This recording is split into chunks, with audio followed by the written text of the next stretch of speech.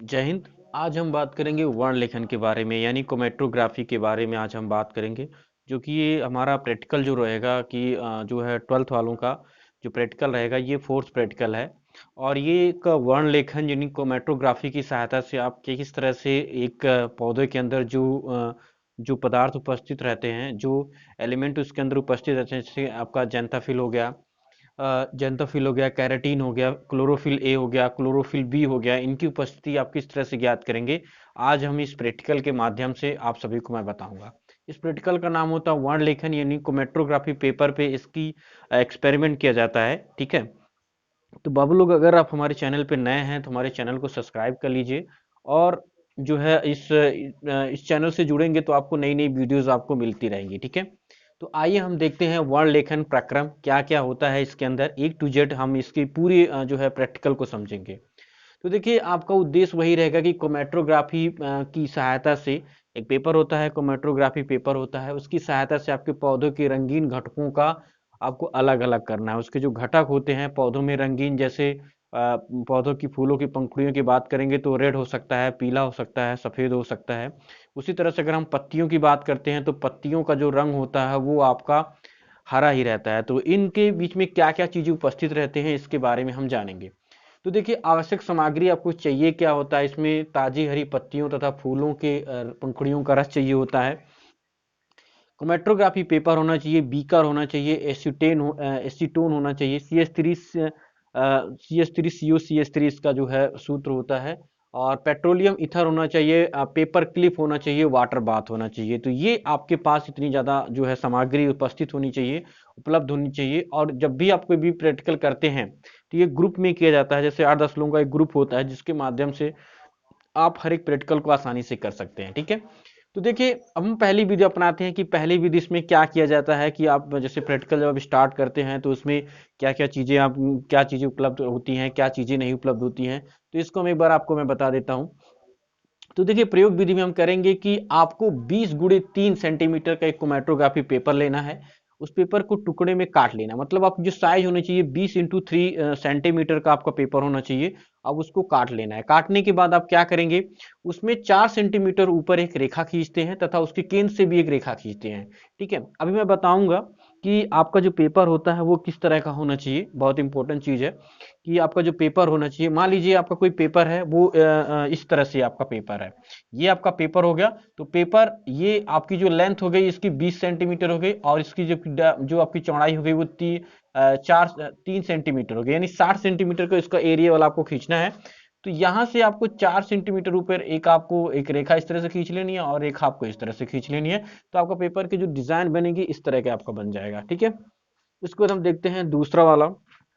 दूसरे वाले की अगर हम बात करते हैं तो दूसरा देखिए, ताजी हरी पत्ती तथा फूलों का रस होना चाहिए। वो ताजी हरी पत्ती जो रस है, आप रस को निकाल लेंगे और उसको ड्रॉपर की सहायता से क्रोमेटोग्राफी पेपर पे 3-4 बार उसको डाल के सुखा लेते हैं। ठीक है। अब एक चीज ध्यान दीजिए, ड्रॉपर जो होता है, जैसे आपने देखा होगा कि बचपन में आप सभी ने दवाइयाँ पी होगी, तो वो ड्रॉपर जो होता है, ड्रॉपर के माध्यम से जो माताएं होती हैं या जो डॉक्टर होते हैं वो बच्चों को दवाइयाँ पिलाते हैं, जो बहुत ही नवजात शिशु होते हैं जो दवाइयाँ नहीं पी सकते हैं। तो ड्रॉपर की सहायता से उनको जो है दवाइयाँ पिलाई जाती हैं। तो यहाँ पे भी आपको वही करना है, ड्रॉपर की सहायता से आपको क्या करना है कि दवा, वो जो रस होगा उस पेपर पे आपको एक एक बूंद करके आपको गिराना है। ध्यान रहे कि जब जो भी आप बूंद गिराते हैं वो बूंद सूख जानी चाहिए, तभी आप दूसरी बूंद गिराएंगे। नहीं तो क्या होगा, पेपर बहुत ज्यादा गीला हो जाता है और उसमें जैसे समस्याएं उत्पन्न हो जाती हैं। ठीक है। अब आपने ये दूसरा प्रैक्टिकल कर लिया, दूसरा प्रयोग कर लिया। तीसरे में हम देखेंगे बीकर में आपको, अब जो आपको सोल्यूशन बनाना है, जो आपको विलायक बनाना है, 8% आपका एसीटेट होना चाहिए, एसीटोन होना चाहिए। साथ में आपका 92% आपका पेट्रोलियम ईथर लेकर उसमें ये आपको विलायक विलायक बना लेना है, जिसमें आपने मैंने बताया कि एसीटोन ले लेना है प्लस आपको पेट्रोलियम ईथर ले लेना है। तो ये आपको एक विलायक बना लेना है। उसमें आपको क्रोमेटोग्राफी पेपर को क्लिप की सहायता से लटका देना है। जैसे अब देखिए, जो क्लिप होता है, क्लिप को आपको क्या करना है कि जो भी आपका बीकर है, बीकर में क्लिप की सहायता से उसको लटका देना है। लटकाने के बाद ऐसे उसको छोड़ देना है। अब हम क्या करेंगे, उस बीकर को पूरी तरह से सील कर देंगे। सील करने के बाद ढक देंगे। तो आप देखेंगे कि धीरे धीरे जो आपका विलायक होता है उसमें जो लटका रहता है पेपर उसके ऊपर चढ़ने लगता है, मतलब उसमें डूबने लगता है। आपको ऐसे लटकाना है कि उसका थोड़ा सा हिस्सा ही उसमें डूबा रहे। अब क्या करेंगे, बीकर को ढक कर रख देते हैं, जब तक रखेंगे जब तक बिलाग में ऊपर ना चढ़ जाए। आपको धीरे धीरे वो हल्का सा डूबा रहता है तो धीरे धीरे वो क्या करता है, ऊपर चढ़ने लगता है। वो जो बिलाग पेपर होता है ऊपर चढ़ने लगता है।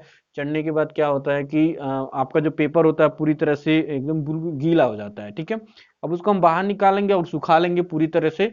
अब आप में देखेंगे कि उसमें क्या क्या आप प्रेक्षण करेंगे, उसका ऑब्जर्वेशन करेंगे, उसमें देखेंगे कि आखिर उसमें दिख क्या रहा है। तो हम जो है ऊपर से नीचे की तरफ देखेंगे। जो आपको देखने पेपर जो है ऊपर की तरफ रहेगा, तो ऊपर से हम नीचे की तरफ देखेंगे कि आखिर उसमें क्या क्या चीजें आ रही हैं, ठीक है। तो पहला नंबर हम देखेंगे कि जो कलर होगा यानी वर्ण क्रम जिसका कलर दिखेगा, पहला दिखेगा कि संतरी पीला दिखेगा, जिसमें कैरोटीन उपस्थित होता है। अब ये कैरोटीन क्या होता है कि ये बायोलॉजी वाले चैप्टर में आपको मैं बताऊंगा कि कैरोटीन क्या होता है, जेंथोफिल क्या होता है, क्लोरोफिल क्या होता है, क्लोरोफिल ए क्या होता है, बी क्या होता है। इसके बारे में मैं पूरी डिटेल आपको बायोलॉजी वाले चैप्टर में आपको बताऊंगा। तो फर्स्ट ऑफ ऑल आपको क्या करना है, संतरी पीला होता है तो आपको समझ जाना है कि इसमें कैरोटीन जो है वो उपस्थित है। सेकंड में अगर आपको पीला आता है, ओनली पीला आएगा, तो आप समझ जाएंगे इसमें जैंथोफिल जो आपका जो उसमें पदार्थ है, जो इसमें उपस्थिति है वो जैंथोफिल की उपस्थिति है। थर्ड में आपको देखेंगे कि हरा नीला अगर दिखेगा तो क्लोरोफिल ए उसमें उपस्थित है। और फोर्थ में देखेंगे पीला हरा अगर उसमें आता है, क्लोरोफिल बी उसमें उपस्थित है, ठीक है। अब इसमें आपको सावधानियां क्या क्या आपको ध्यान देना है, इस सावधानियों के बारे में आपको बता देता हूं। देखिए, सावधानियों में सबसे इंपॉर्टेंट लिखेंगे कि जो पत्ती या फूल का जो रस है वो बिल्कुल ताजा होना चाहिए। ऐसा नहीं कि आप मुरझाए हुए फूल या पत्तियों का रस निकल आएंगे तो आपको जो है, जैसे आप प्रैक्टिकल करते हैं तो थोड़ा सा आपको इधर उधर आपको देखने को मिल सकता है। तो आपको ये सावधानी रखना है कि पत्ती और फूल का जो रस होना चाहिए बिल्कुल ताजा होना चाहिए।